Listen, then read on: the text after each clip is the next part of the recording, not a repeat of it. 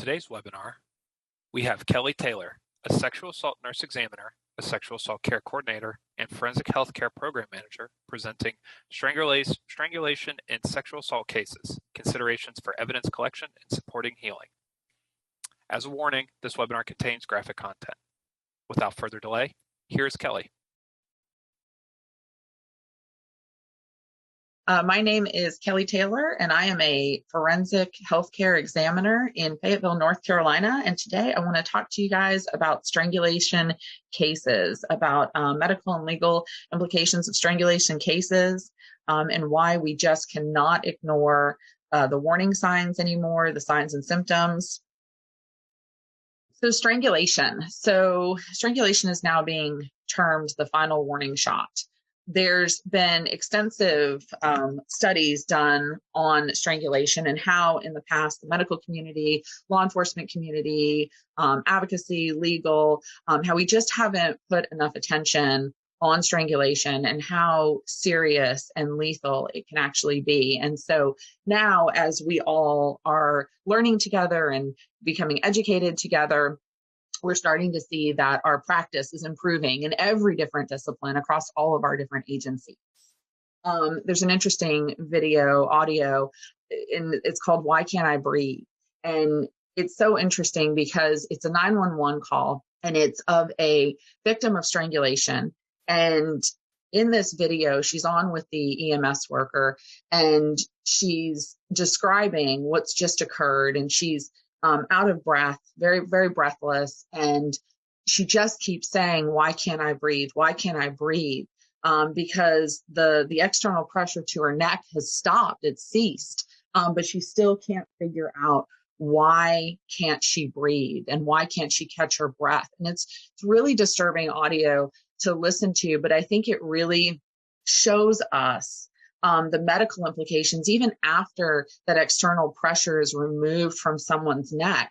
And what I find the most interesting as a medical provider and listening to this 911 call is that the EMS worker is constantly offering her medical assistance. You know, ambulance is on the way, EMS is on the way, we'll be there soon. And she's saying, no, I'm fine.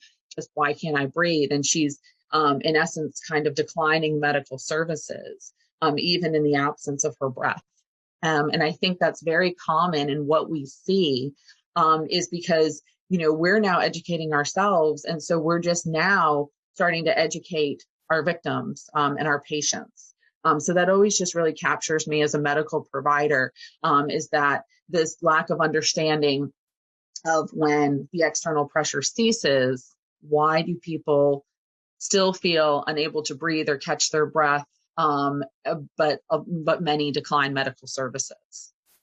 So for years, we have just kind of likened strangulation as something transient, as like a slap in the face where there's some redness. And then, you know, it's once the pressure's relieved and then everything's fine and there's no real threat and everything's okay. But the truth of the matter is it's unconscious within seconds and death within minutes.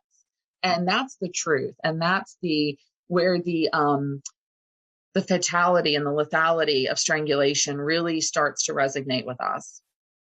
So choking, that's really what people are going to refer to strangulation as.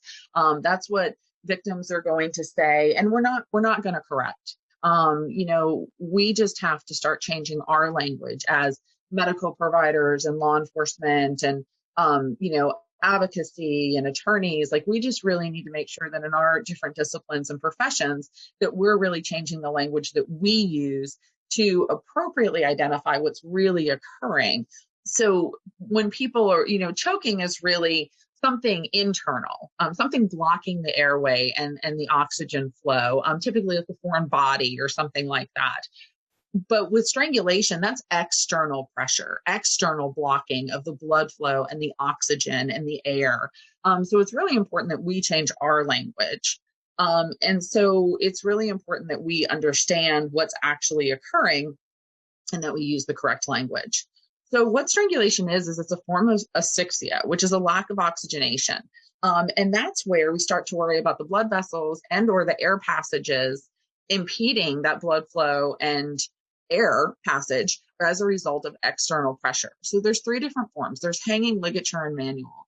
Now, you may not see external injury with strangulation at all. There's actually no expectation of seeing that physical visible injury on the neck, which is kind of a common misconception, is that people think that there should be bruising or contusions or redness or something like that, but we may not always see that. If we do see injuries, sometimes based on the mechanism, either the hanging, the ligature, or the manual, there may be injuries noted at different places on the neck and in different forms. With hanging, for example, there may be something that goes in an upward motion up behind the ears, a little bit lower on the neck. With ligature, that would be right at the site of the external pressure. Typically, a ligature is maybe with a cord or a rope or something like that. Manual is going to be the hands, the forearm, the foot, the leg, the knee, something like that. So if we're seeing injuries, we may see a little bit of variation based on what type of external pressure to the neck we're actually seeing. And it also matters what the amount of pressure and the surface area that's covered. Is it one side of the neck? Is it both sides of the neck? Which direction is it from? So these are all really important questions that we should be evaluating when we are interacting with a strangulation victim. So the way the anatomy works is you have carotid arteries. Those are going to be the vessels that take that oxygenated blood from the heart and lungs and take it up to the brain. Then the jugular veins are what's actually going to transport the deoxygenated blood back down to the heart. The brain wants to have a constant supply of oxygen. When you don't, you start to have brain cell death, and that's really dangerous. The trachea, the windpipe, is where what allows the lungs to have the passage of oxygen, the passage of air. And so they're all really, really important. So here's a neck diagram just to kind of put it a little bit more in perspective, what a vulnerable target the neck is, that it's just soft tissue and vessels. And so it's something that is really a very vulnerable target. And you can see the heart down there at the bottom by the aorta. And then the carotid arteries are what the vessels that are in red. And that's so if you were to feel for your pulse, like taking a pulse in your neck, those are going to be the carotid arteries. So you can see, you can feel those carotid arteries when you're taking a pulse. And then if you look, the blue vessels are the jugular veins. Those are even more superficial than the carotid artery in the neck. They're on the outside. So you can imagine if you can feel your carotid artery, you can see how superficial these veins really are. And that's what's carrying the blood and the deoxygenated blood from the heart and lungs up through the brain and then back through the body. So you can see it's not that difficult to actually restrict that blood and that oxygenated blood from getting to the brain and then getting back to the rest of the body. So loss of consciousness. So this is when we really start to become concerned, is when we start to hear signs and symptoms of loss of consciousness. And this does not take much time, 8 to 10 seconds. And people are going to start to describe those symptoms of feeling like that they're starting to, maybe they'll say it's gray and hazy, or everything's going dark, or there's ringing in the ears, or confusion is setting in. It just doesn't take very long. And that's because you're blocking those vessels and air. And so a victim can lose consciousness by any one of the above.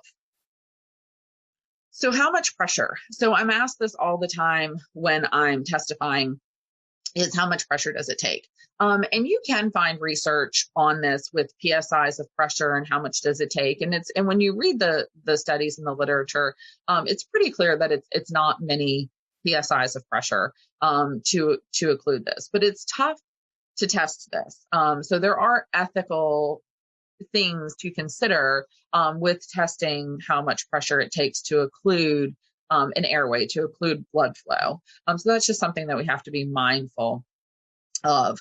The thing about strangulation is once pressure is applied and it starts to lead to unconsciousness or loss of consciousness is obtained, as soon as the pressure is released, then the victim will begin to regain consciousness again. It's not uncommon for victims of strangulation to report multiple strangulations where they're coming in and out of consciousness because potentially the pressure may be applied and removed from their neck multiple times.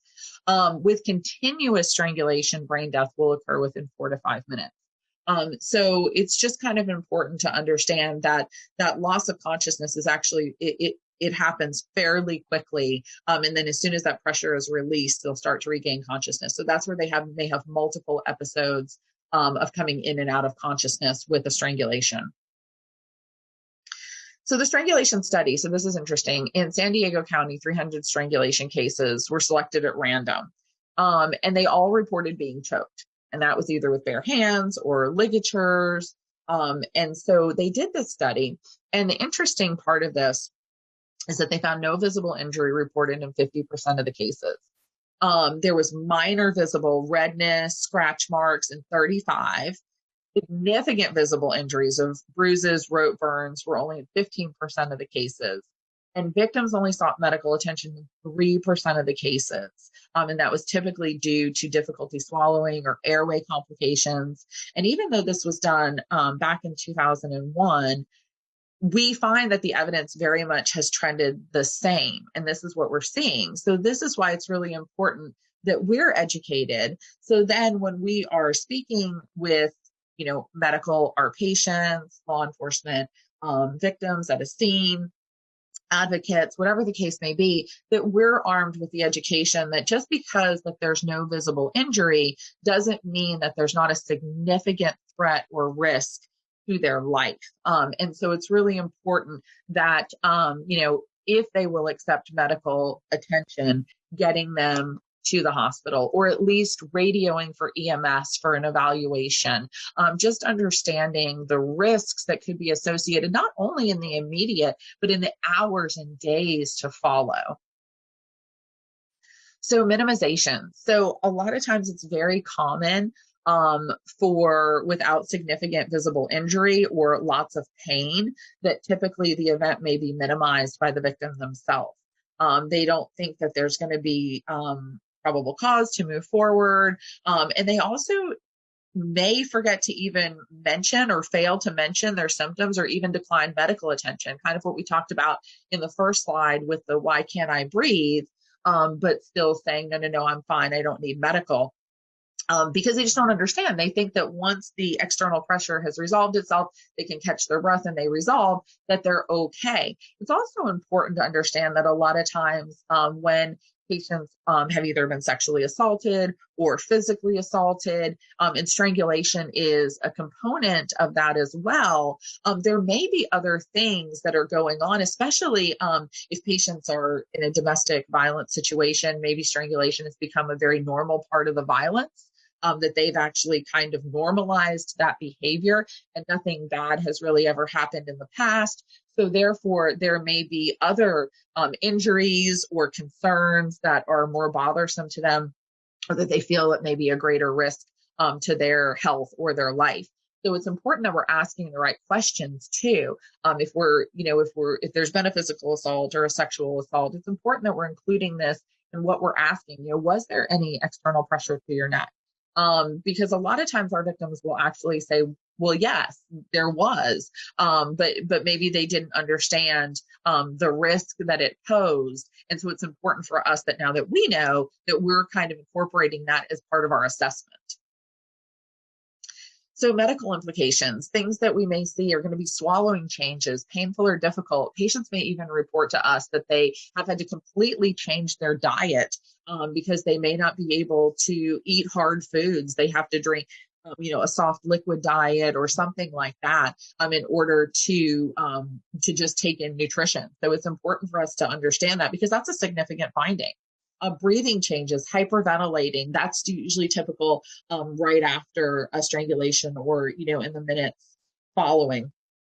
Mental status changes, restlessness, combativeness. I always like to mention this for our law enforcement personnel because it's important that they understand when they arrive on a scene and someone is saying that they've been strangled or choked, whatever words that they use, probably more likely choked. when they've had that lack of oxygenation to their brain, they can sometimes have mental status changes. They can actually sometimes appear very restless and combative as well, because anytime the brain is deprived of oxygen, that is a byproduct of what can occur. So it's important for them to understand that too, that sometimes they may be acting very erratic.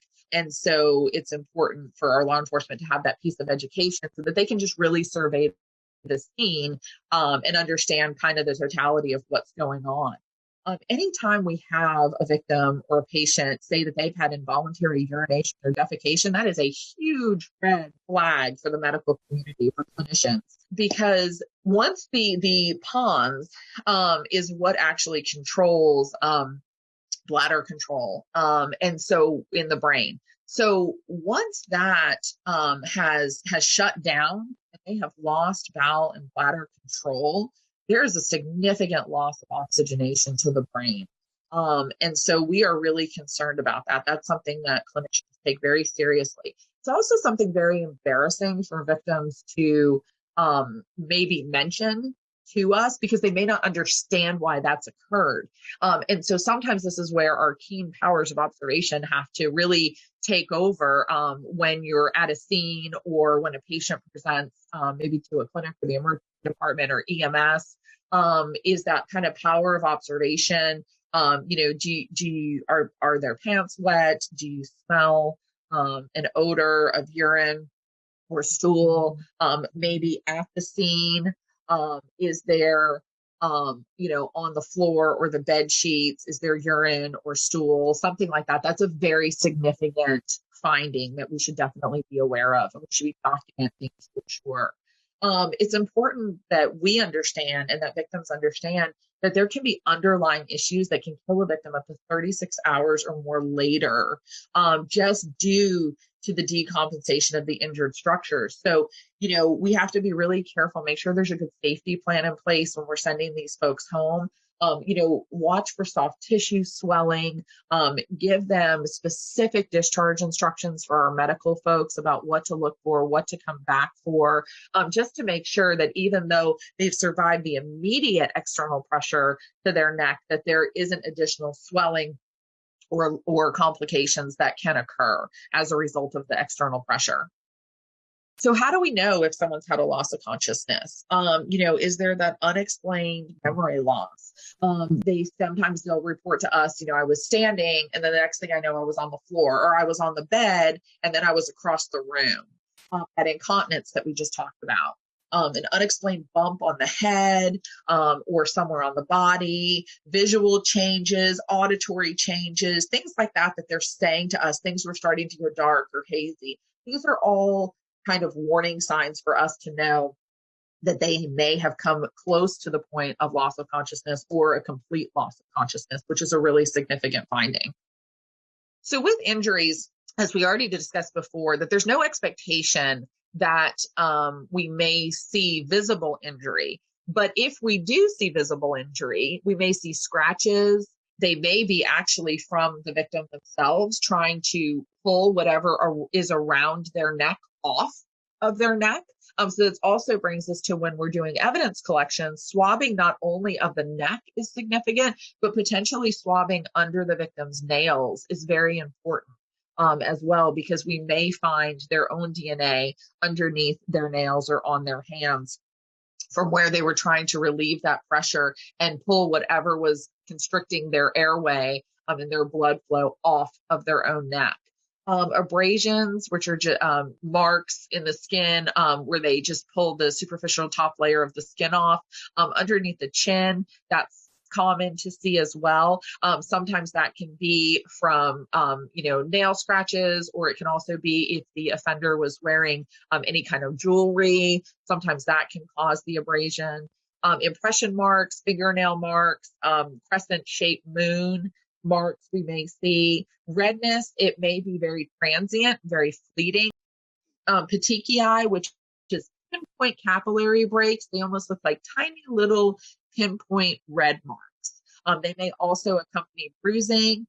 It's not uncommon to see that anywhere above the external pressure that's applied to the neck. So you can see that the ears, the eyelids, the eyes, even the mouth, So it's important that we're really looking, especially as medical personnel, and we're really doing a full look everywhere above that external pressure to look for things like that. Subconjunctival hemorrhage, that's what's going to look like in the whites of the eyes. It almost looks like somebody spilled red ink in their eye, and that can be on both sides or just one.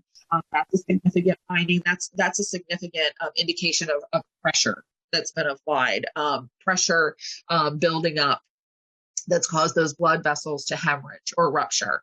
Swelling, call it edema in the medical community, but you may see swelling above that external pressure.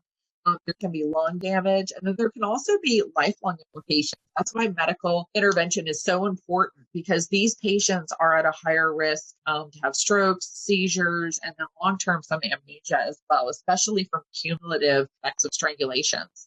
So it's really important that we're bringing these folks in and we're making sure that all the vessels are intact and that we're able to evaluate them at the time of the strangulation. So additional injuries, it's important to also get a good history from our victims, because injuries may not just be present to the neck. It's not uncommon to have patients that I've seen before have injuries to the top of their head or to their back or to their body. We have patients that are, if they're lying on the floor and someone's standing over them, strangling them, they are going to do everything they can to elongate that neck to get that flow of oxygen back. And so it's not uncommon for them to almost scoot along the floor, trying to relieve that pressure and elongate that neck. So very often they may be bumping into, dressers or, couches or tables or something like that, getting injuries to the top of the head. It's also not uncommon to see scratch marks to maybe the back or the buttocks or the legs, where they were also scooting too against carpet or concrete or wood. And so those injuries are very significant. And so it's important that we're getting a really good history so that we understand what we're seeing when we're not just seeing injury to the neck.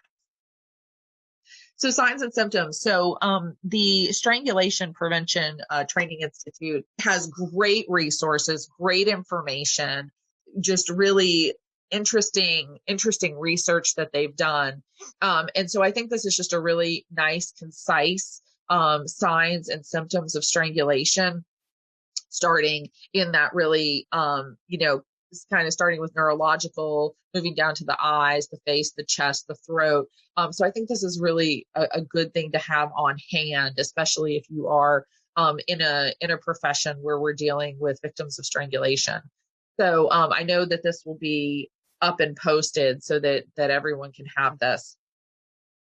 So with assessments, so many agencies, medical and law enforcement, are now using non-fatal strangulation and or suffocation assessment forms, which are great. They're wonderful tools. So if you're using them where you're at, this is great, because it really helps us to understand and have a guide when we're speaking to victims of strangulation, so that we're not missing anything and we're getting that complete history, so that we really know how to treat these patients to have the best outcome. So important things that a lot of these non-fatal strangulation and suffocation forms are asking is mechanism strangulation. How did it occur? Is it that manual, that ligature? Was it a hand, arm, foot, leg, object, something like that? Also, what was the position that they were in? Were they forward facing? Were they rear facing? That's important history to have as well. The method, were they lying, sitting, standing, lifted off the ground? This is important to understand as well, too, as part of the history. Length of time, was it seconds, minutes? Are they unsure of how long it happened? And then the frequency, was it once, multiple? And then how long did each one last for? So, maybe strangulation 1 was 4 seconds. Strangulation 2 was maybe 10 seconds. And strangulation 3 was maybe 12 seconds. And then that's where they started to have symptoms, ringing in the ears, visual disturbances, things like that.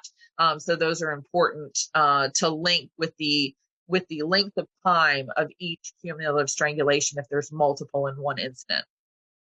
So signs and symptoms. So we may hear hoarseness, raspiness, to even a complete loss of voice. A very strained voice is what we may hear. This is a pretty transient symptom, so it may not occur for very long. So it's really important that we're documenting this, because this is a significant finding, is when we have those voice changes.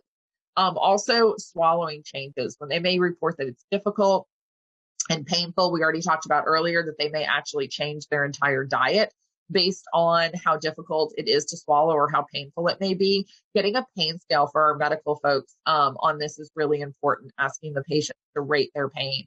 Any kind of breathing changes, hyperventilation. We also want to be looking for underlying neck injury from this. Difficulty breathing or just unable to breathe at all. The mental status changes that we talked about, that restlessness, combativeness, agitation, anxiety, things like that. And then the neurological symptoms, the loss of consciousness. Patients may report headache, dizziness, tinnitus, which is ringing in the ear, or visual disturbances, all really significant signs and symptoms to chart. So interventions. So kind of the gold standard right now is a CAT scan with angiogram of the neck. That's really going to allow us to look at those vessels, make sure that there are tears, and make sure that the vessels and the structures are intact. Other things that we may, based on the history, want to be looking at is chest X-rays or ultrasounds, Doppler studies of the neck, also C-spine X-rays. So just getting that full history to make sure that we're looking at everything, so that we're making sure when we discharge these folks that the vessels are moving, and our patients aren't, they're already at greater risk for strokes and seizures and things like that, but that we're really doing everything to check the integrity of those vessels. So that's why encouraging folks to get that emergency care is really important, because, this stuff needs to be done at a hospital, in a hospital setting. And it's not even just in the immediate, even if it's a delayed report by a couple hours or days. This is still really important. These are important studies to have done. So just be aware that it doesn't have to be done in the immediate hours. So even if it's a delayed report, medical intervention and medical assessment still has great value. So we talked about this a few times. Even with no visible injuries, the symptoms can be very transient, but there can still be underlying brain damage from the lack of oxygenation to the brain. So it's important for our officers, our law enforcement, that even if victims are refusing to go to the hospital, sometimes it's a good idea to have EMS just do an evaluation on scene, and to document that, this was taken seriously, and that this is this is known to have potentially lifelong medical implications, immediate medical implications, lethality. So yeah, having that documentation for medical evaluation. Now, if people absolutely refuse medical care, that is their right, and there's nothing that we can really do about it. But it's still important that we're taking the steps to document, to show that we are taking this serious, and we know how dangerous this can actually be. So our documentation of, wanting to radio for medical or have medical care provided is significant. We also know that victims have died hours to days later. So just that education piece. And then the long-term complications, just us being aware that long-term complications, especially from cumulative strangulations, does exist. And so that's important just to kind of put in our wheelhouse when we're dealing with victims of strangulation, so that we kind of understand that and we know the right resources. We know that can I link you up with a nurse? Can I link you up with medical? Something like that. Documentation of history. This is really important. It may be the only history that's obtained, especially for, our DSS workers or our law enforcement. Like we just said, they may not ever get medical attention. So the history is really, really important, because that may be the only contact that you have with that victim of strangulation. So for our medical team, we use quotes and direct narrative from the victim, the patient. I put this in, this is who you wanted to see, years and years ago. I had a patient, and what she said to me has always stuck in my mind, with her strangulation. And it was very impactful, in her narrative. And she said that he stood over her and he was strangling her. He had this external to her pressure to her neck, and she said everything was just starting to go dark and hazy, and she couldn't see, but she could still hear. And what she heard him standing over her saying was, "This is who you wanted to see. You've been trying to see this person, and now it's the last thing you're ever going to see." And that has just stuck with me for years because she thought she was going to die. That was my next question to her. What did you think was going to happen? And she said, everything he was saying, as I was hearing in my ears, she said, I thought that was the last thing I was ever going to hear. And she said, I thought about my kids and I thought about my family. And she said, this is how it ends. And it's just always stuck with me how frightening and how terrifying external pressure and strangulation to the neck must be. It's the last thing you're ever going to see. And she thought that was the truth. And so I just think it's so important. And this is such important training and it's such important work that we do. And just by the fact that you're here and you're learning about this, it just shows that you see the importance of this and that we all, in our different disciplines, among our different agencies, that we want to make a difference. And I think with strangulation, a lot of that difference just comes with education, which education is key. So many fail to recognize the seriousness of strangulation. So it's our job to educate them. It's our job to say that non-fatal strangulation is dangerous. It's a precursor to homicide. And we have to change our words, change our attitudes, and understand how dangerous strangulation really is. So good questions for us to be asking. How did it occur? Getting back to the strangulation and assessment forms that we already talked about. I always say frame of reference is really, really important. Not just having the victim describe, but sometimes demonstrate too. We keep a head and neck structure. And so I'll actually ask my patient to show me. I can learn so much from just someone showing me. And even if you don't have a structure, just getting them to show, you'll learn a lot. You'll learn about position. You'll learn about even force sometimes if patients, when they're describing and showing something, if their hands start to shake. So I just think you can learn so much by frame of reference. I tell this story a lot in some of my other teachings, but I had a patient many, many years ago who told me that she was hit upside the head. And so, I'm from the South and I think hit upside the head. I think open-handed, kind of popped upside the back of the head. That was my visual that I had in my mind, because when people say things, you get visuals. And so that was my visual and what I was imagining. But I said, could you demonstrate that for me? And she did. And she balled up her fist and into the side of her hand, which was actually supposed to be representing the side of her head because that's where the injury was. She pounded her closed fist into her hand 5 times. Okay, she and I had a very different frame of reference as to what hit upside the head was. My first thought, I was thinking I was going to, touch her scalp, make sure that, everything was intact, see if there was any bruising. But when she balled up her fist and hit it as hard as she could into the side of her hand, which was to represent the side of her head, I'm now looking at getting CAT scans and making sure that there's no internal bleeding, things of that nature.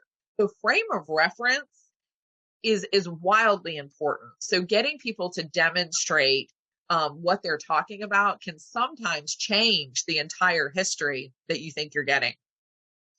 So also, was the offender wearing any jewelry? That may help us with any kind of pattern evidence. The length of time, were any threats being used? Like the one that I just said, this is the last thing that you're ever going to see. That's a significant history. And then what symptoms are they experiencing? Also, it's important to know, were they shaken? Were they thrown against a wall? Were they lifted off the ground? Things like that. So it's important to know how many different times and methods were used and for what length of time each one occurred.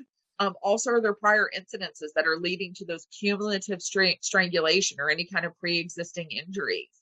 Difficulty breathing, the voice changes, coughing, things like that, loss of consciousness. And when I ask my patients, what did you think was going to happen? 9 times out of 10, they will say, I thought I was going to die. It's an important thing to ask. It's an important thing to document. We just talked about this, the frame of reference, that the injuries and the symptoms are going to depend on lots of different factors. You have to look at the force, the surface area that's covered, the method. So just getting that full picture from that full history, asking the right questions, knowing that's why those assessment forms, if you guys have them, are so great, because it'll help us to elicit specific information about signs and symptoms that they may be experiencing. Also, we have to understand that there's different comfort levels and life experiences that may make this a significant or incident or something that a victim may minimize or normalize. Very often we see with domestic violence patients that this is something that they may not even think to mention. We may have to ask them about it. When we do ask, they'll say, oh, yes, that happened, and they'll give you information about it. But that it may be something that they don't understand is really dangerous, and they may not even think to mention it. They may, with our sexual assault patients, I always say, if you have a victim and, maybe a sexual assault, and they don't even think to mention the strangulation, what terrible, terrible things have occurred. And so it's really our job to help elicit those questions, so that we're getting a full picture of everything that occurred with the strangulation, sexual assault, physical assault. So it's just kind of asking those questions and doing those assessment tools so that we really understand, and we're making sure that we're evaluating, especially for our medical folks, we're evaluating these patients in a truly head to toe fashion, and we know exactly what that looked like so we can have better patient outcomes. Just to consider height and weight of the parties, who's fearful. This is typically for law enforcement when they're on the scene. Is there a history of violence, assault? Is there a restraining order in place, pattern evidence? And are the injuries consistent with the history that we're seeing? And then this is where the evidence collection part may come into examining the hands, collecting fibers, things like that. So working with your law enforcement and working with your medical examiners, your forensic nurses, just in order to obtain that forensic evidence as well. So recordings and initial documentation. So most of our strangulation victims may experience some kind of voice changes. We talked about that, the hoarse voice, the raspy voice. It's really important to memorialize that if we can. So obtaining 911 tapes, also body cam footage is great for memorializing this raspy, hoarse voice that we may hear that really may only last 24, 48 hours. I also ask my patients, does your voice sound how your voice normally sounds? Does your neck look how your neck normally looks? People will look in a mirror and say, no, my neck is not that swollen, or no, my voice doesn't sound like this. We don't have a baseline for these folks. So sometimes it's just really important to get that feedback. Does anything look or sound different to you? I've had family members before that have said to me they may not be physically in the hospital, but they may speak with the patient that I'm seeing. I've actually been put on the phone with family members before, and they've said something doesn't sound right. That doesn't sound like my sister. So that's significant. That's important to know as well too. Also, things that we may hear as medical or first responders is that constant clearing of the throat, coughing, hyperventilation, but these are all really transient, so it's important to document it. We talked a little bit earlier about photographs and memorialization through recordings and photos. It is ideal if we can get those photos or recordings not only at the time of the assault, but then 24, 48, and 72 hours.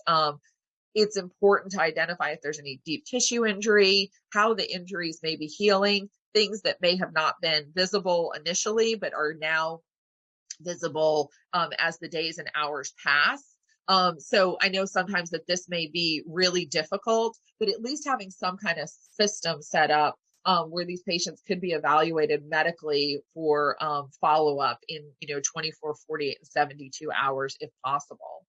So memorialization is really key. I always say I have the honor and the privilege to see these patients in a very raw and difficult time.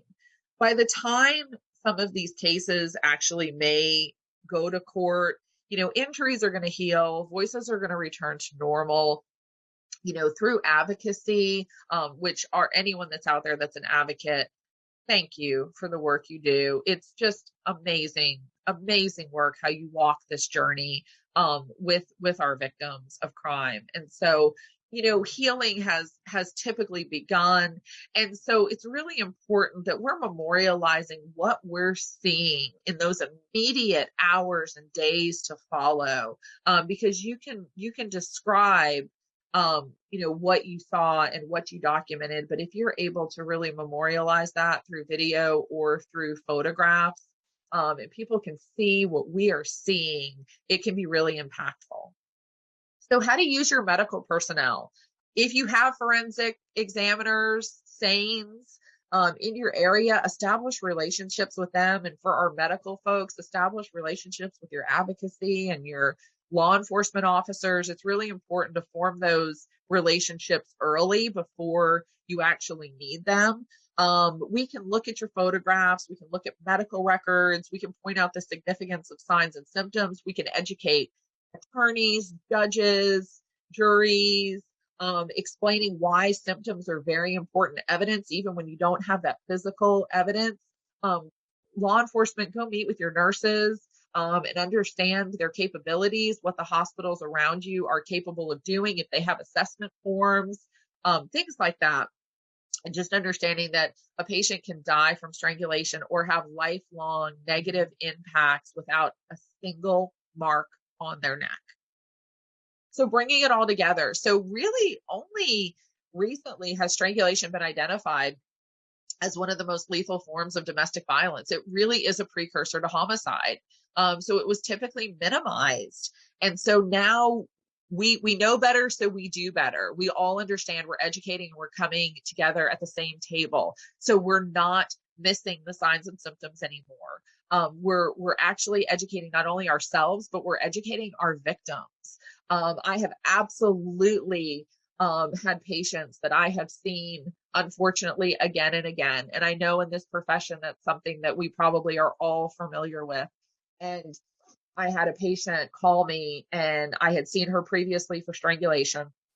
And she ended up, going back with her partner, and it occurred again, and it occurred again. And it occurred probably a total of about 5 times. But every single time she picked up the phone and she called me and she said, "Can I come? Can I get help?" And every single time we were there. And that's what we have to do.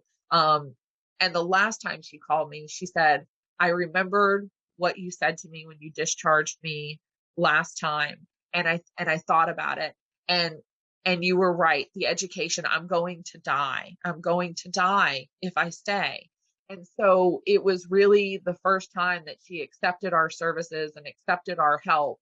And it took 5 or 6 times seeing her and educating, but just patiently and calmly educating and hoping to make a difference and make an impact. And that's sometimes all we can offer is that education. So educate our patients, our victims, give them the tools to understand the lethality, but always support. That's what we're there for, is to always support. As I just said, they may go back and we may see them again, but we are here. We are here. We're taking this seriously at the hospital. We're taking it seriously at the scene. We understand access to care, and we know where to get people the best care that we can, because we're forming relationships. We're forming relationships with all the different agencies and disciplines.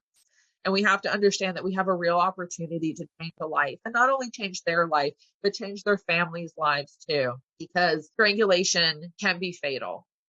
We are lucky if we get to fill out a non-fatal strangulation form. strangulation can be fatal. And so it is really the opportunity to change a life and save a life just by educating and supporting and being there and being that constant for them. I tell all my patients that this is a defining moment in your life, but it does not have to define you. And we are here to walk this walk with you, whatever discipline that may be. I have worked with some of the finest law enforcement, attorneys, advocates, and other medical personnel, forensic technicians, DSS. I'm just in awe of my coworkers and all the different agencies and disciplines. And by the fact that you're here and on this training and wanting to know better and do better, I would be proud to serve with you in any case that we may have. So thank you for all that you do every single day. This is a final thought for the hard work that we do. The expectation that we can be immersed in suffering and loss daily and not be touched by this is as unrealistic as expecting to be able to walk through water without getting wet. Take care of each other. We see a hard side of life and we keep showing up every day hoping to make a difference. And so we are not great in this profession that we have all chosen of service at taking care of ourselves. So I encourage you to take care of each other.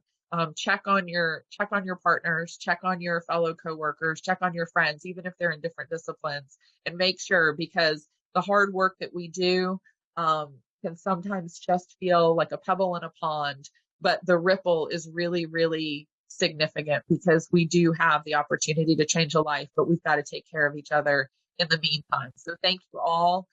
Please stay safe, and I look forward to any comments or questions that you may have. Thank you so much. All right. Thank you, Kelly, for that informative presentation. Today we have guest moderator Tyler Rabel joining us, so I'm going to go ahead and hand things over to him, and they will go ahead and get started on some Q&A. Excellent. Thank you, Tom. Kelly, we're going to go ahead and come off video mute here. Once again, Kelly, excellent presentation. Thank you so much for being here, for putting all this together. We've had a ton of questions come in, so I'm going to dive right in just to make sure we can address as many as we can. Sound good? Sounds great. Perfect. So Kelly, the first couple questions that came in were related to defensive wounds. So one of our audience members want to know, how common are they? How common are defensive wounds? Sure. So we actually do sometimes see defensive wounds, depending on if maybe a ligature was used during the strangulation, because it's not uncommon for patients to actually try to put their hands up underneath what is causing the external pressure on their neck. So we may actually have to think outside of the box a little bit, and maybe not so much seeing injuries on the neck, but actually seeing them on the palms of the hands. So it's also not uncommon for the person who is doing the strangling to actually have some injuries to them as well. Because if you think about it, anytime that air is restricted and people are actually fighting for oxygen and fighting to get that air and to get that breath of life back into them, it's not uncommon for them to be, maybe thrashing or flailing or grabbing or pulling or kicking. And so sometimes it's not uncommon for the person that is actually applying the external pressure to actually have injuries to them as well. So yes, we do absolutely see. I don't have a percentage that I would feel comfortable citing right now, but it is not uncommon to see defensive wounds to the actual person that is being strangled or to the person who has inflicted the external pressure. Yeah, that makes sense. So then another user want to know is, in that thrashing and those defensive maneuvers, is finding the victim's own DNA under the nails at all probative? Great question. So yes, we actually do. When we have victims that report a strangulation, it is not uncommon for us to actually swab underneath the fingers and also the palms of the hands. In some of those situations, it is likely that we will find their own DNA from where they're actually, we also may see scratch marks, linear marks around the neck or the chest. And typically we will find their own DNA underneath their nails from where they're trying to claw and get that external pressure off. That makes sense. So Kelly, kind of switching gears a little bit, is, and I'm going to butcher this, so I apologize, is petechia common in every petechiae. Okay, gotcha. Petechiae. I apologize. Is petechiae common in every strangulation case? So and no, if we not, don't. Yeah, so we may not see any injury at all, but petechiae above the external site of pressure is a common finding. So we may see it around the eyes, on the eyelids, even around the mouth or inside of the lip. We actually need to be turning the lips out so that we can look to see. And what petechiae are is they're tiny pinpoint capillary breaks underneath the skin. They just look like little red pinpoint breaks. And that's from external pressure, force, things of that nature. We can see them inside the whites of the eyes. Really, any kind of petechiae, swelling, feeling of fullness above the site of external pressure is a pretty common report that we do hear or see. Kelly, you read my mind. I was just about to ask what other symptoms you might see. So do you have any recommendations as to what to look for, what to photograph, what to process for DNA that maybe somebody might not already be doing when they have a suspected or a confirmed strangulation case? Sure. So I think just documenting even what you may not think is significant is really important with these cases, because there are so many signs and symptoms, and it's the look at the patient, a holistic look. So what are they reporting? What's your subjective and your objective findings? And then, as far as evidence collection, if you have capabilities to memorialize, like we talked about, to photograph or to record, hearing that voice, seeing any injuries that may appear on the neck, just getting good photography. We use a rule of 3, a close, a mid-range, and a far. Also with and without measurement is very significant, making sure lighting's really good. And then doing that, if you're able to do it initially and then also do it in the days to follow, that's really great to kind of track how those injuries are either appearing or how they're forming, how they're healing, what they're looking like. And then as far as swabbing the neck, swabbing the hands, under the fingernails, fingernail cuttings and scrapings are usually good. And then really just letting the history that patient gives you guide your exam, the history that you're obtaining should really be where you're collecting evidence from. And then also doing a great head to toe assessment, because sometimes patients may not realize that they have bruising behind their ears, really lifting up that hair, pulling apart that scalp, palpating, touching everything, looking behind the ears, on the back of the neck, places that patients can't see. So it's really important to do a very thorough head to toe assessment, even with a good history from a patient. So Kelly, on the topic of the history from the patient, and you mentioned this a little bit, some of the differences between word choice, like choking versus strangulation. So do you have any recommendations for anybody in terms of what kind of language they should be using during these exams, or if they're working with a victim or survivor outside of the SANE office? Yeah, absolutely. Great question. So all of my patients report choking. I think that's really what we're going to hear. And I'm not going to correct my patients. We're not going to correct people. Sometimes what I do is I just clarify that what they're talking about is actually external pressure, just to be clear, so we're on the same page. So I'll actually just kind of clarify through a definition, external pressure to the neck.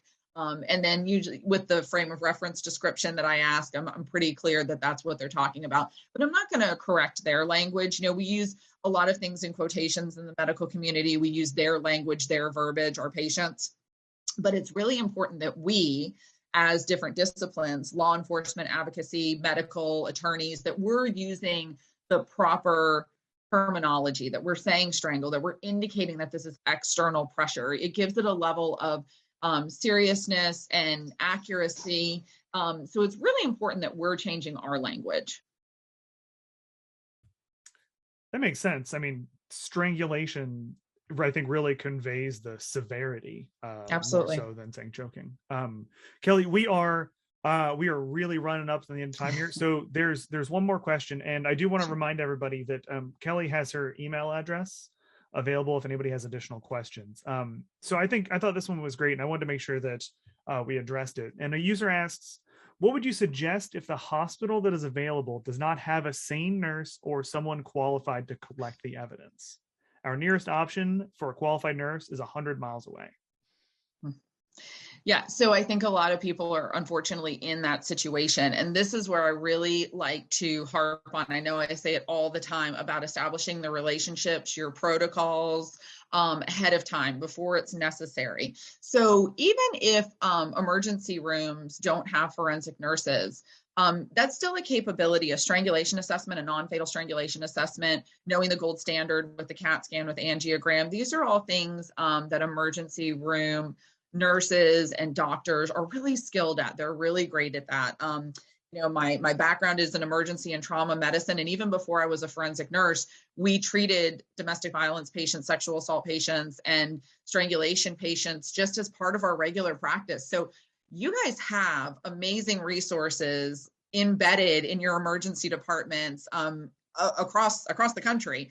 So I would really say, in the absence of having forensic nurses, I mean, there needs to be a protocol in place. Where are you sending your sexual assaults? Where are you sending the patients that need regular evidence collection? Do you have a agreement with another hospital? But for the immediate, for these strangulation patients, the number one thing, and the number one thing really with all our patients before evidence collection, because evidence collection really is a secondary function. Medical is number one, always first and foremost. So I would say reach out to your emergency departments and find a champion in your emergency department that takes on non-fatal strangulation as a function of their emergency department, and then start to work with them. The evidence collection you can build into your process, but find those great providers you have embedded in your emergency rooms all over, and make an agreement with them on what right looks like. Because you have nurses out there that, even if they aren't forensic nurses, they're great, and they've got all the tools right there in your emergency department. So form those relationships.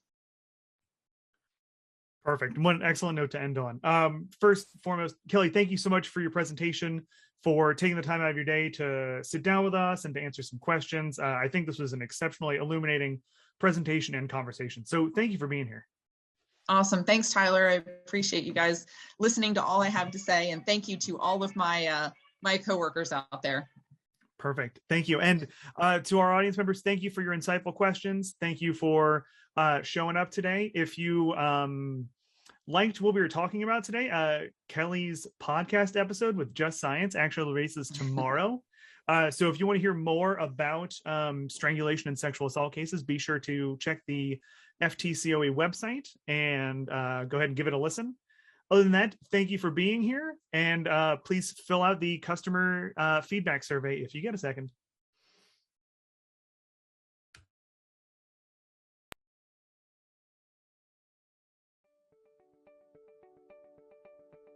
Before you leave today's webinar, we ask if you could participate in a short 5-minute survey. You will see a checkbox icon directly above the chat. Simply click that button to be linked to the audience feedback survey for today's event. Your feedback about our webinars is critical information that helps us improve and continue to provide you the best webinar experience possible. If you could please take those few moments to complete the survey, we would greatly appreciate it. Lastly, across the top of the live stream window are links to all our social media profiles, including Twitter, LinkedIn, and Facebook, a link to our website at forensiccoe.org, and a link to listen to episodes of the FTCOE's podcast, Just Science. There's also a link to sign up for the FTCOE newsletter so you can stay up to date with everything that FTCOE is doing in support of the forensic community. Thank you again for attending, and we hope everyone has a great day.